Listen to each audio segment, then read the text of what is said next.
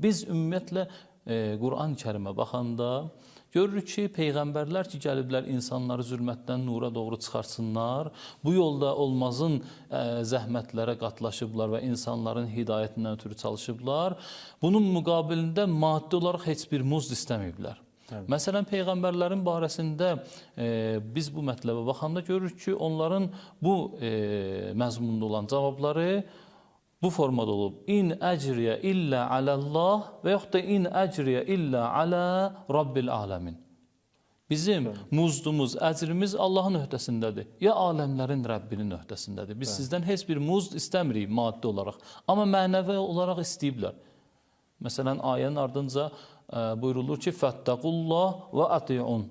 Allaha təqvalı olun, Allaha qarşı günah eləməyin, Allahın əzabından qorxun və mənə itaat eləyin. Bu bir növ peyğəmbərlərin çəkdiyi zəhmətlərin müqabilində insanlardan istəkləridir. Əlbəttə bu istəklərin özü qarşı tərəfin özünə qayıdır. Bəli, bəli. Məsələn, peyğəmbərlər ki, deyirdi Allaha qarşı təqvalı olun və yaxud da bizə itaat eləyin. Bu qarşı tərəfin faydasından ötürü idi ki, qarşı tərəf bunun nəticəsində nicat tapır. Bu ona bənzəyir ki, məsələn, bir ustad öz şagirdi ilə söhbət edəndə deyir ki, mən ki, sənin bu neçə illər zəhmətini çəkmişəm, bunun müqabilində səndən heç bir şey istəmirəm. Bir dənə istəyim var ki, sən dərsi yaxşı oxuyasan. Bu istəyin özü qarşı tərəfə fayda verir, nəinki o ustadın özünə. Peyğəmbərlər də gəlib bu məzmunda əcr istəyiblər. Amma Allah Rəsulunun muzd mövzusundakı cavablarını Quran-ı Kərimdən izləyəndə biz iki dənə şeyin şahidi oluruq. Birində qeyd elədiyimiz kimi Şura surəsinin 23-cü ayəsindəki deyir, mən bir dənə muzd istəyirəm, əcr istəyirəm sizdən, o da əhl-i beytimə məhəbbətdir, məvəddətdir. Digər bir yerdə Quran-ı Kərimdə belə buyurulur ki, Qul mə əsəlukum aleyhi min əcrin. Deyə, ya Peyğəmbər, bu risalətimin müqabilində sizdən bir əcr istəmirəm. İllə mən şəə ən yəttəxizə ilə Rabbihi səbilə. Məgər istədiyim budur ki, kimsə öz Rəbbinə tərəf yol tutur, onu istəyirəm. Yəni, bir ayədə Peyğəmbər sallallahu deyir ki, mən yalnız və yalnız əhl-i beytimin məhəbbətini istəyirəm sizdən. İkinci, digər bir ayədə buyurur ki, mən yalnız və yalnız sizdən Allahın yolunu tutmaq istəyirəm. Burada bir maraqlı nöqtə budur ki, hər iki ayə illə ədatı ilə gəlir də, biz bilirik ki, bu da həsr mənasını verir. Maraqlı nöqtə budur ki, həsr olan yerdə iki şey ola bilməz. Bir şey olmalıdır. Məsələn, bir nəfər gəlib deyir ki, mən yalnız və yalnız gündüzləri mütaliə edirəm. Başqa bir yerdə gəlib deyir ki, mən yalnız və yalnız gecələr mütaliə edirəm. Bu zahirən ziddiyyət təşkil edir. İndi Peyğəmbər sallallahu da burada deyir ki, yalnız və yalnız sizdən istədiyim əhl-i beytin məhəbbətidir, məvəddətidir. Digər yerdə buyurur ki, mən sizdən yalnız və yalnız Allahın yolunu tutmaq istəyirəm. Bunu müfəssirlər bu cür cəm ediblər, bildiriblər ki, bunlar əslində iki şey deyil, bir şeydir. Yəni, əhl-i beytin məhəbbəti elə Allahın yolunu tutmaqdır. Əhl-i beyt məhəbbəti Allahın yolunu tutmaqdır. Bunun nəticəsində bu həsr məsələsi öz yerini tapır. Bu ayədə bir neçə nöqtədə qeyd ediblər müfəssirlər. Elə bilirəm ki, yeri gəlmişdən desək, yerinə düşər.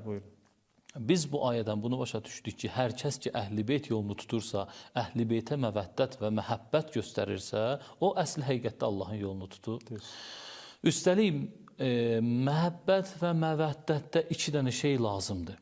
Birincisi tanımaq, mərifət. Yəni, bir insan bir insanı tanımasa onu sevə bilməz ki. İkincisi də ona itaat eləmək. Əgər bir insan bir insana deyir ki, mən səni istəyirəm, sənə məhəbbətim var, amma itaat eləmirsə o məhəbbətdə sanki riya eləyir. Məsələn, bir övlad öz atasına deyir ki, ata, mən səni çox istəyirəm. Ata deyir ki, məsələn, filan işi görmək lazımdır. O filan işi görmür. O əsl həqiqətdə sevginin nümunəsidir, məhəbbətin nümunəsidir. Əsl məhəbbət və sevgi odur ki, ata desə ki, oğluna filan şeyi elə, o da dərhal eləyər. Məsələn, İmam Sadiq əleyhissalamın dövründə idi, əgər səhv etmirəmsə, İmam dedi ki, öz əshabına, yarı ənsarına girdi təndirdə oturdu.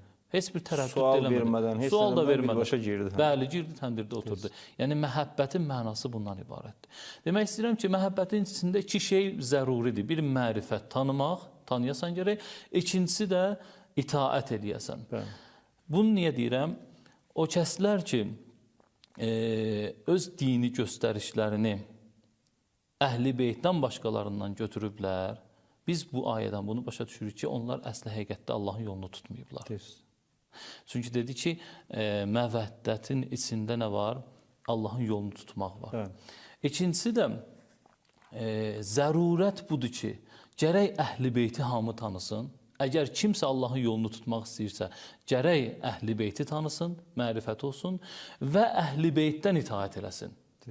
Əhl-i Beytə itaət eləsin. Yəni, təkcə dildə olmamalıdır ki, məsələn, biz Əhl-i Beyti sevirik, dildə deyirik, amma əməldə isə başqa cür rəftar edirik. Yəni, dediyimizlə əməlimiz bir gəlmir. Yəni, bu, Həzrəti Əli əleyhissalamdan gözəl bir hədis var bu arada ki, ağa buyurur, söz əməllə birləşməsə fayda verməz. Yəni, bu həqiqətən də baxsan ki, əgər biz dilimizdə iqrar eləyiriksə də, biz Əhl-i Beyti sevirik, onlara təslim olmuşuq, ya əməldə isə bunun əksini göstəririk, həqiqətən də bizim baxımızda bunun faydası yoxdur. O vaxt o zaman faydası olar ki, dediyimizlə elədiyimiz üst-üstə düşsün. Çox gözəl buyurdu siz o. Bu həm də niyə görə mühümdür? Ona görə mühümdür ki, bugün bir çox məzhəb və firqələrdən olanlar iddia edirlər ki, biz də Əhl-i Beyti sevirik. Amma dildə.